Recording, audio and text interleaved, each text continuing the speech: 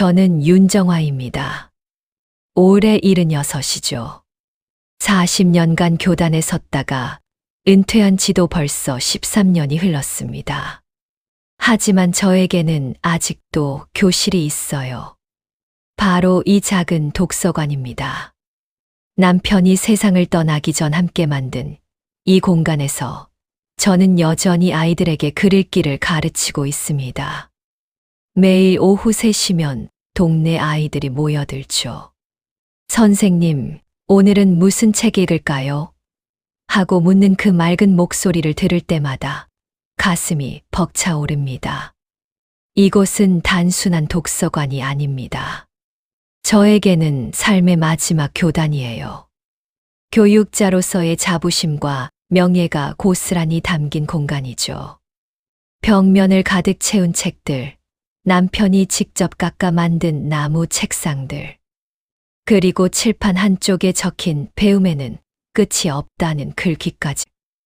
모든 것이 소중합니다. 그런데 요즘 들어 아들 상우가 자주 찾아와요. 45인 상우는 대기업 IT 부서에서 임원으로 일하고 있습니다. 성공한 아들이 어머니를 걱정해서 자주 온다고 생각했거든요. 어머니, 요즘 스마트시티 개발이 대세예요. 상우는 늘 이런 말로 대화를 시작했습니다. 정부에서도 지원하고 투자 수익률이 엄청나다고 하던데요. 처음에는 그저 아들이 하는 일에 대한 자랑인 줄 알았어요. 그런데 며칠 전 상우의 진짜 속내를 알게 됐습니다. 어머니, 이 건물을 담보로 대출받아서 투자하면 어떨까요? 몇 개월만 빌려주시면 됩니다. 수익은 반반으로 나누고요. 순간 머리가 하얘졌습니다. 이 아이가 지금 뭐라고 하는 거지? 상우야, 이 건물은 담보로 잡을 수 없어. 왜요? 어머니 명의잖아요. 그냥 서류 몇 장만 쓰시면 돼요. 목소리가 점점 단호해지는 게 느껴졌습니다. 아들의 눈빛이 예전과 달라져 있었어요. 어린 시절 용돈을 달라고 조를 때의 그 순수한 모습은 온데간데 없었습니다. 이곳은 내 아버지와 내가 평생 모은 돈으로 만든 곳이야. 그리고 지금도 아이들이 공부하는 교실이고. 제가 단호하게 말했습니다. 담보라니, 그런 소리 다시는 하지 마. 상우의 얼굴이 굳어졌어요. 어머니, 시대가 변했어요. 그냥 책만 읽어주는 걸로는 안 됩니다. 투자를 해야 노후가 안정되죠. 노후 걱정은 내가 알아서 할 일이야. 그날 이후로 상우는 며칠간 연락이 없었습니다. 저는 혼자 독서관을 정리하면서 생각했어요. 혹시 내가 너무 딱딱하게 굴었나 싶기도 하고. 하지만 이 건물만은 절대 포기할 수 없습니다. 밤마다 남편의 유품인 만년필을 들여다보면서 다짐했어요. 교육자로서 지켜온 원칙을 끝까지 지키겠다고. 이 독서관은 저의 마지막 교실이니까요. 하지만 왜 이렇게 불안한 기분이 드는 걸까요? 마치 폭풍 전의 고요함 같은 느낌이 들어서 밤잠을 설치게 됩니다. 뭔가 큰 변화가 올 것 같은 예감이 드는 거예요. 일주일 후 상우에게서 연락이 왔습니다. 목소리가 한결 부드러워져 있었어요. 어머니, 그동안 무리한 말씀 드려서 죄송했어요. 어머니 걱정하는 마음에 그랬던 건데 방법이 잘못됐네요. 아들의 사과를 받고 나니 마음이 좀 누그러졌습니다. 역시 제가 키운 아이인데 잘못을 깨달았구나 싶었죠. 괜찮다, 상우야. 내 마음은 이해해. 어머니, 그런데 가족 여행 어떠세요? 요즘 날씨도 좋고 어머니께서 너무 오랫동안 집에만 계셨잖아요. 가족 여행이라니. 남편이 돌아가신 후 처음 듣는 제안이었어요. 가슴이 설렜습니다. 미란이도 같이 가나? 물론이죠. 동생도 어머니 뵙고 싶어 해요. 그리고 여행 겸해서 어머니 건강검진도 받으시면 어떨까 해서요. 딸 미라는 약사로 일하고 있어요. 42인데도 아직 결혼하지 않았지만 어머니를 챙기는 마음만큼은 지극합니다. 아니, 그렇게 생각하고 있었죠. 미란이가 그렇게 말했구나. 네, 엄마 건강이 걱정된다고 하더라고요. 정기 검진도 받으신 지 오래됐잖아요. 그러고 보니 정말 오래됐네요. 코로나 이후로 병원 가는 것도 꺼려져서 계속 미뤄왔는데. 좋은 생각이네. 언제 갈 거야? 이번 주말 어떠세요? 미란이도 그때 시간 된다고 하고. 주말까지는 사흘밖에 안 남았지만 오랜만에 자식들과 함께하는 시간이라니. 마음이 들뜨기 시작했어요. 금요일 아침 상우가 차로 데리러 왔습니다. 조수석에는 며느리 은영이 앉아 있었어요. 40살인 은영은 부동산 컨설턴트로 일하는데 늘 단정하고 깔끔한 차림입니다.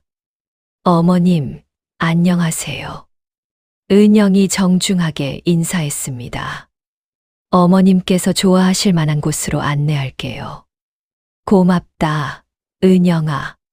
차는 도심을 벗어나 교외로 향했습니다. 창밖으로 보이는 풍경이 점점 한적해지더니 어느새 산자락에 둘러싸인 곳에 도착했어요. 여기가 어디야? 웰케어 리조트예요. 상우가 대답했습니다. 요양과 휴식을 동시에 할 수 있는 곳이라고 하더라고요. 건물 외관은 정말 호텔 같았습니다. 깔끔하고 현대적인 디자인에 주변 조경도 잘 되어 있었어요. 하지만 뭔가 어색한 느낌이 들었습니다. 미란이는 언제 와? 아, 동생은 조금 늦을 거예요. 약국일이 있다고 해서. 로비에서 체크인을 마치고 방으로 향했습니다. 복도는 병원처럼 깨끗하지만 어딘지 모르게 차가운 느낌이었어요. 어머니, 며칠만 푹 쉬세요. 그동안 너무 고생 많으셨잖아요. 상우가 제 가방을 들고 방 안으로 들어갔습니다. 그런데 이상했어요. 분명 가족 여행이라고 했는데 상우와 은영은 다른 층에 머물겠다는 거예요. 왜? 같은 층 옆방에 있어야지. 같이 여행 온 거잖니? 어머니께서 편히 쉬시라고요. 필요한 게 있으면 프런트에 연락하시면 돼요. 그때 프런트 직원이 들어와서 이상한 말을 했습니다. 어르신, 안전을 위해 휴대폰과 열쇠, 지갑을 보관해 드릴게요. 뭐라고? 보호자분께서 요청하신 특별 케어 서비스예요. 분실 위험이 있어서요. 저는 상우를 쳐다봤습니다. 상우는 시선을 피하면서 말했어요. 어머니, 여기는 그런 시스템이에요. 안전하게 보관해 주니까 걱정하지 마세요. 뭔가 이상했지만 아들이 어머니를 속일 일은 없겠죠. 마지못해 휴대폰과 지갑을 건넸습니다. 그날 밤 저는 혼자 방에 앉아 있었어요. 창밖을 보니 철조망이 보였습니다. 리조트의 웬 철조망이지. 마음 한구석이 불안해지기 시작했어요. 다음 날 아침 저는 일찍 일어나서 밖으로 나가려고 했습니다. 그런데 문이 열리지 않았어요. 복도에서 만난 직원에게 물어봤습니다. 문이 왜 안 열리죠? 아, 어르신. 안전을 위해서 밤에는 자동으로 잠기게 되어 있어요. 지금은 아침 점검 시간이라서요.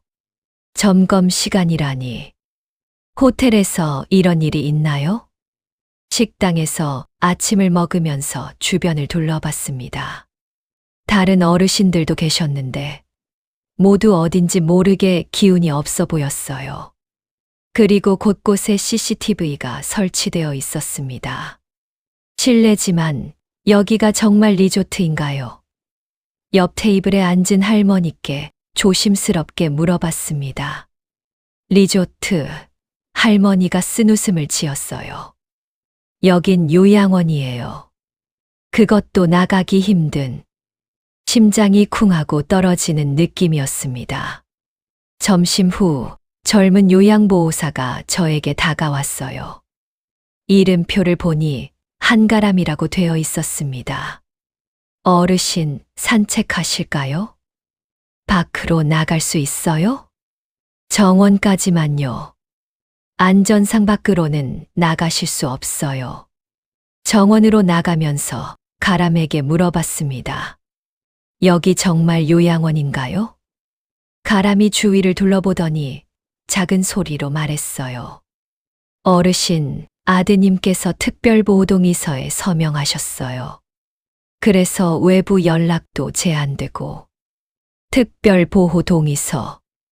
네, 치매나 건망증이 심한 어르신들을 위한 거예요. 보호자가 요청하면. 치매라니. 저에게 치매가 있다고요? 그런데 어르신. 가람이 더 작은 소리로 말했어요. 아드님께서 어르신 부동산 처리도 끝내셨다고 하더라고요. 뭐라고요? 독서관 건물 말이에요. 이미 명의 이전이 끝났다고. 머리가 하얗게 변하는 것 같았습니다. 다리에 힘이 빠져서 벤치에 앉아야 했어요. 그제야 모든 것이 이해됐습니다. 가족 여행이라는 달콤한 거짓말, 건강검진이라는 핑계, 그리고 이곳에 저를 가둬두고 하는 일들. 아드님께서 어르신이 건망증이 심해서 위험하다고 하셨어요. 그래서 안전한 곳에 모셔야 한다고. 저는 주먹을 꽉 쥐었습니다. 손톱이 손바닥에 박힐 정도로. 분노가 치밀어 올랐지만 동시에 절망감도 밀려왔어요. 평생을 교육자로 살아온 제가 아들에게 이런 취급을 받다니. 제 이름으로 된 건물을 제가 모르는 사이에 처분했다니. 그날 밤 저는 잠들 수가 없었습니다. 천장을 바라보며 생각했어요. 어떻게 하면 여기서 나갈 수 있을까? 어떻게 하면 제 권리를 되찾을 수 있을까? 남편의 만년필이 가방에 있다는 걸 기억했습니다. 다행히 직원들이 가져가지 않았어요. 그 만년필을 꽉 쥐고 다짐했습니다. 내 이름과 내 서명은 내가 지킨다. 창밖으로 보이는 철조망 너머로 저 멀리 도시의 불빛이 보였어요. 그 어딘가에 제 독서관이 있을 텐데 지금 어떻게 됐을까요? 아이들이 와서 선생님은 어디 갔어요? 하고 묻지는 않을까요? 그 생각만으로도 가슴이 아팠습니다. 사흘째 되는 날 아침, 저는 일찍 일어나서 복도를 걸어봤습니다. 이곳의 시스템을 파악하기 위해서였어요. 새벽 5시부터 6시까지는 직원들의 교대 시간이더군요. 그 시간에는 복도 감시가 느슨해집니다. CCTV는 있지만 실시간으로 모니터링하는 사람은 없는 것 같았어요. 아침 식사 시간에 다른 어르신들과 이야기를 나눠봤습니다. 여기 온 지 얼마나 되셨어요? 벌써 2달째예요. 옆자리 할아버지가 한숨을 쉬었습니다. 처음엔 며칠만 있으면 된다고 했는데 가족들은 안 와요? 한 달에 한 번 올까 말까 해요. 와서도 금방 가버리고. 다른 할머니도 거들었습니다. 여기 한 번 들어오면 나가기가 하늘의 별 따기예요. 돈도 많이 들고. 점심 후에 가람이 또 다가왔습니다. 어르신, 오늘 기분은 어떠세요? 가람아, 솔직히 말해줘. 내가 정말 여기서 나갈 수 없는 거야? 가람이 주위를 살피더니 말했어요. 법적으로는 가능해요. 하지만 보호자가 동의해야 하고 의사소견서도 필요하고. 내 아들 말이지. 네. 그리고 어르신께서 독립적으로 생활할 수 있다는 증명도 해야 해요. 독립적으로 생활할 수 있다는 증명이라니. 평생을 혼자서 살아온 제가 무슨 증명을 받아야 한다는 거죠. 그날 오후 드디어 상우가 왔습니다. 미란도 함께였어요. 어머니, 어떠세요? 좀 푹 쉬셨어요? 저는 상우를 똑바로 쳐다봤습니다. 상우야, 내가 언제 치매에 걸렸지? 상우의 얼굴이 순간 굳었어요. 어머니, 무슨 말씀이세요? 특별 보호 동의서 말이야. 내가 치매라고 했다면서. 미란이 끼어들었어요. 엄마, 요즘 깜빡깜빡 하시잖아요. 가스레인지 켜놓고 나가신 적도 있고. 그게 언제 일이야? 작년에 한 번 있었잖아요. 작년에 한 번 가스레인지를 안 끄고 나간 적이 있긴 했어요. 그런데 그게 치매의 증거라니. 그리고 독서관 건물 처분한 것도 설명해봐. 상우와 미란이 시선을 주고받았습니다. 어머니, 그건 어머니를 위해서예요. 상우가 말했어요. 혼자 관리하기 힘들잖아요. 내가 힘들다고 언제 말했어?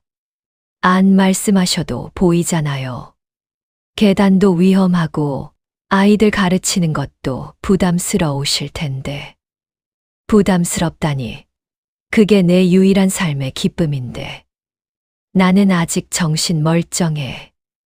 그리고 내 건물에 대한 결정권은 내게 있어. 엄마. 미란이 부드러운 목소리로 말했어요. 여기서 편히 지내시면 안 될까요? 음식도 나오고 관리도 받고. 편히 지내라니. 감옥 같은 이곳에서. 그날 밤 저는 결심했습니다. 여기서 나가야 한다고. 제 권리를 되찾아야 한다고. 남편의 만년필을 다시 꺼내 들었어요.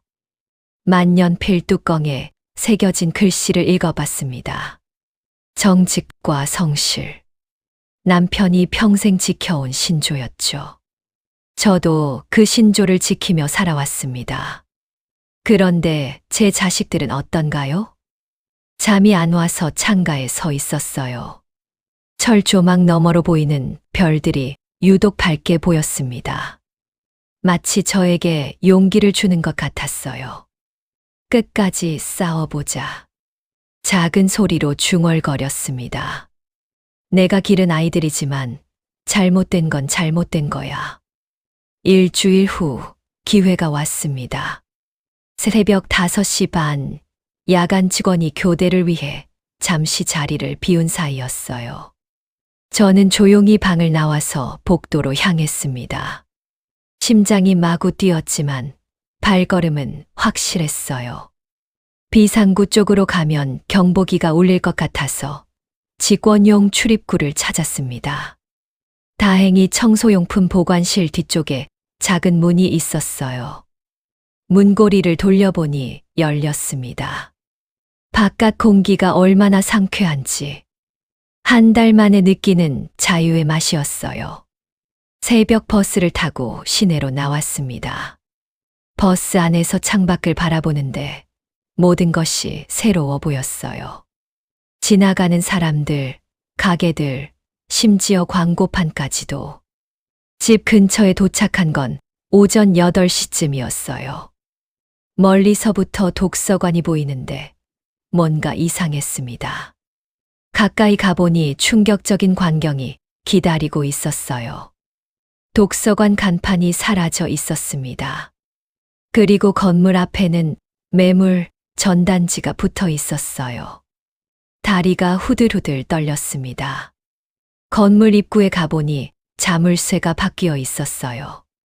제가 가지고 있던 열쇠로는 열리지 않았습니다. 정화야. 뒤에서 익숙한 목소리가 들렸어요. 옆집에 사는 태식이었습니다. 남편과 같은 학교에서 근무했던 동료 선생님이죠. 태식 선생님, 어디 갔다 왔어? 한 달 넘게 소식이 없어서 걱정했다. 저는 태식에게 모든 상황을 설명했습니다. 요양원에 감금당했던 이야기, 건물이 처분된 이야기까지. 태식의 얼굴이 점점 굳어졌어요. 그런 일이 있었다니. 그런데 정화야, 내 며느리가 동네에 소문을 내고 다녔어. 무슨 소문을요? 너한테 치매가 왔다고. 그래서 집을 정리해야 한다고. 독서관도 위험하니까 폐쇄해야 한다고. 머리가 핑 돌았습니다. 치매라니. 저에게 치매가 있다고 소문을 낸 거예요? 그래서 사람들이 뭐라고 해요? 처음엔 다들 믿지 않았지. 너를 워낙 잘 아니까. 그런데 한 달 넘게 모습을 안 보이니까 정말인가 보다 하더라고. 가슴이 찢어지는 것 같았습니다. 평생을 이 동네에서 살면서 쌓아온 신뢰와 명예가 며느리의 거짓말 한마디로 무너져 버린 거예요. 아이들도 물어봤어. 선생님은 어디 갔냐고. 아이들. 저를 기다리던 아이들을 생각하니 눈물이 났어요. 태식이 제 어깨를 토닥였습니다. 정화야, 울지 마. 우리가 해결해보자. 어떻게요? 일단 법부터 알아보자. 내가 젊을 때 법학과 복수 전공했던 거 기억하지? 많이 까먹었지만 이런 건 명백한 불법이야. 태식의 말에 희망이 생겼어요. 그래도 저를 믿어주는 사람이 있다니. 그리고 내 제자 중에 기자하는 아이 있잖아. 박소라. 박소라. 제가 담임을 했던 아이 중 하나예요. 지금은 지역 언론사에서 일하고 있죠. 소라한테도 연락해보자. 이런 일은 법적으로만 해결될 문제가 아니야. 사회적인 관심도 필요해. 그날 오후 저는 태식과 함께 소라에게 연락했습니다. 소라는 제 목소리를 듣자마자 놀라며 말했어요. 선생님, 어디 계셨어요? 독서관이 문 닫았다고 해서 걱정했는데. 모든 상황을 설명하자 소라의 목소리가 단호해졌습니다. 선생님, 이건 노인 학대예요. 그리고 재산 편취죠. 절대 그냥 넘어가면 안 돼요. 하지만 내 아들이야. 세상에 알려지면. 선생님, 잘못한 사람이 책임져야죠. 아들이든 뭐든. 소라는 당장 만나자고 했어요. 증거를 모아서 기사를 쓰겠다고 했습니다. 그날 밤, 저는 오랜만에 제 집에서 잠을 잤습니다. 비록 독서관은 문이 잠겨 있었지만 적어도 제 공간에 돌아온 것만으로도 마음이 조금 편해졌어요. 하지만 잠들기 전 창문 너머로 보이는 독서관을 바라보면서 다짐했습니다. 반드시 되찾겠다고. 제 이름과 제 권리를 지키겠다고. 다음 날 오전 소라가 태식 선생님과 함께 찾아왔습니다. 소라는 녹음기와 카메라를 들고 왔어요. 선생님, 처음부터 차근차근 말씀해 주세요. 모든 걸 기록해둬야 해요. 저는 한 달 전 상우가 투자 이야기를 꺼낸 것부터 가족 여행이라는 거짓말, 요양원에서의 생활, 그리고 어제 본 독서관의 모습까지 모든 것을 자세히 이야기했습니다. 그럼 선생님께서 직접 서명하신 서류는 하나도 없다는 말씀이세요? 없어. 나는 어떤 서류에도 서명한 적이 없어. 소라와 태식 선생님이 의미심장한 눈빛을 주고받았어요. 태식 선생님이 말했습니다.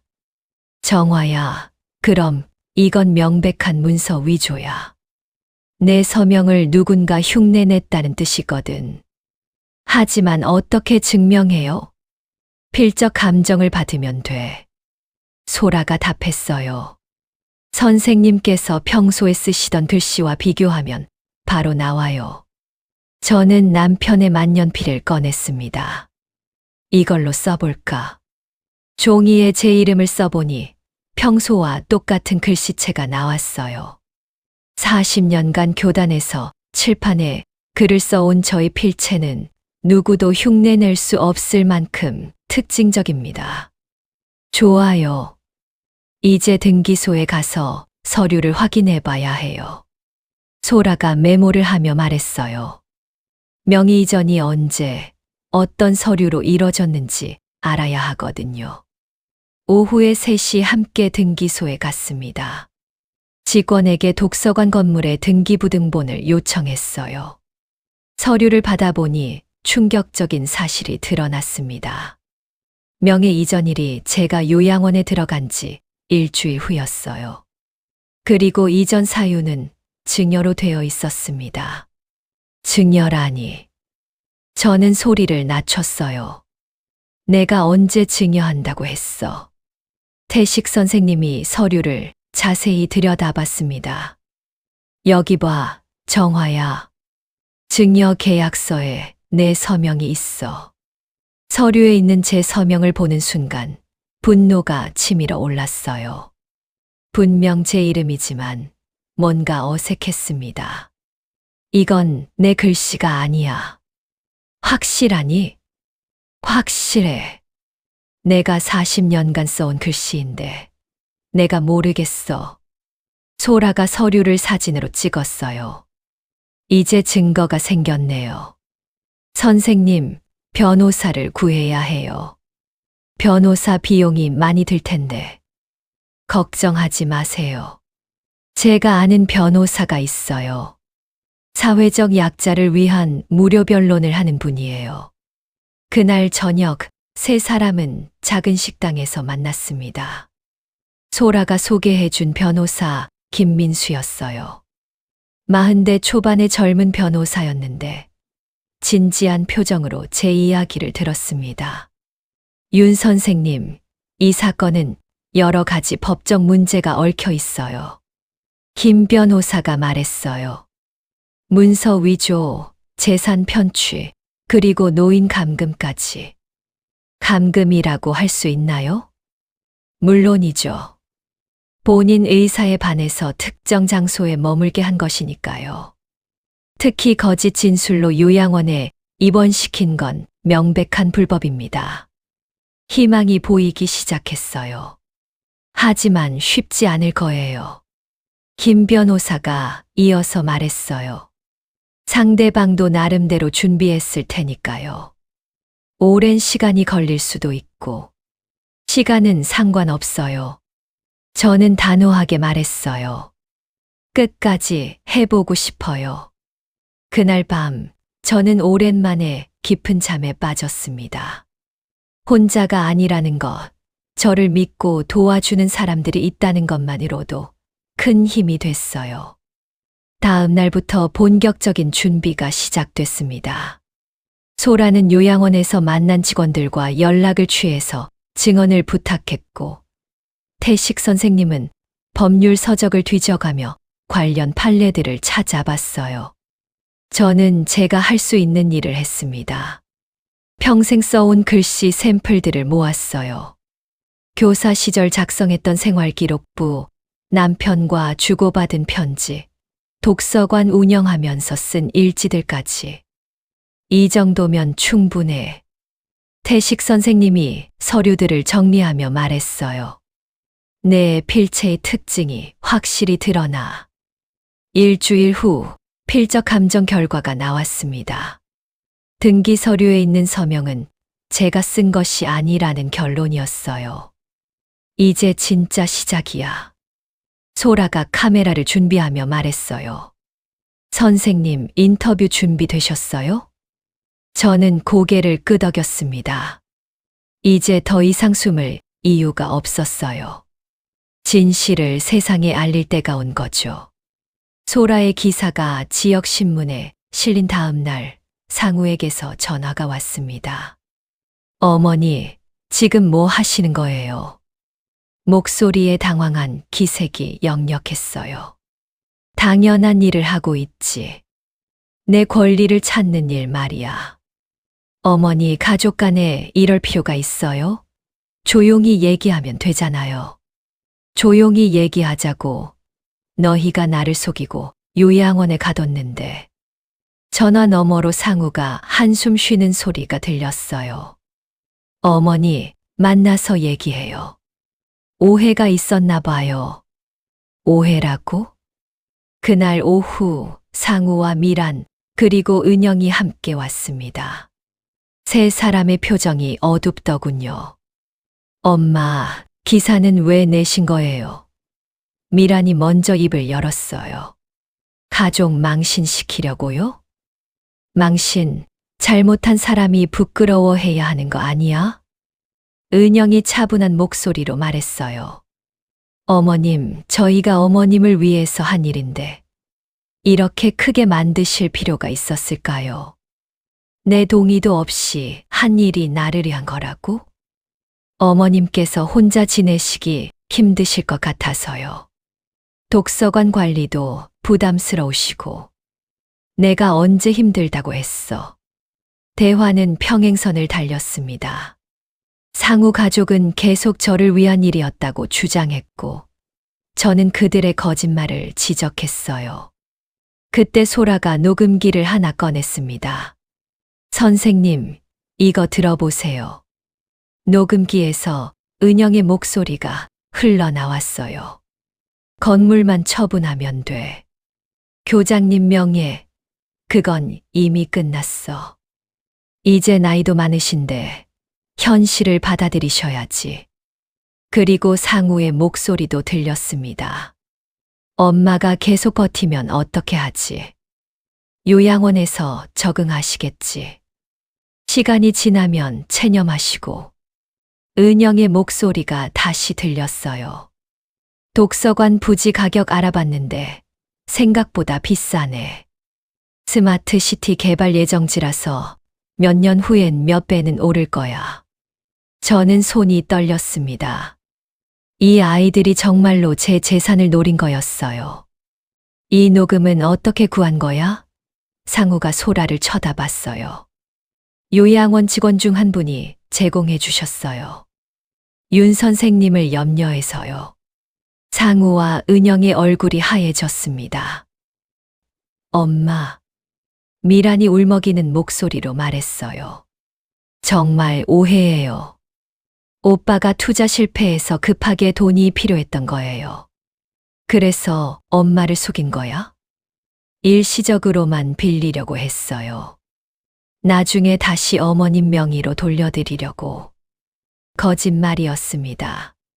녹음 내용을 들어보니 처음부터 영구히 가져갈 계획이었어요. 태식 선생님이 법률 서류를 꺼냈습니다.